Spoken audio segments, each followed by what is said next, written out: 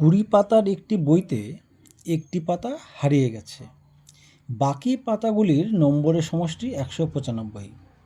তোমরা কি বলতে পারবে হারিয়ে যাওয়া পাতার সংখ্যা দুটি কী কী? এই রকম অঙ্ক থাকলে অনেকেই ভয় পেয়ে যান, কিন্তু দেখো এই অঙ্কটি কত সহজে কত সুন্দরভাবে করা যায়।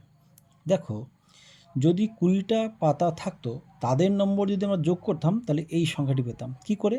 পাতার সংখ্যা ১, ২, ৩, ৪ করে ২০ পর্যন্ত থাকতো। তাহলে এই সব সংখ্যাগুলো যোগ করলে হয় ২১০। তোমরা এইভাবে করতে পারো, n × n+1/2 দিয়ে। এখানে n বলতে ২০। দেখো ২০ বসিয়ে দিয়েছি, আসছে ২১০। তাহলে আমরা জেনে গেলাম বইটিতে যদি সব পাতা থাকতো তাহলে পাতাগুলির যোগফল হতো ২১০। এখন দেখো, যে পাতাটি হারিয়ে গেছে, হারিয়ে যাওয়ার পরে যে পাতাগুলি থাকছে তাদের সমষ্টি ১৯৫।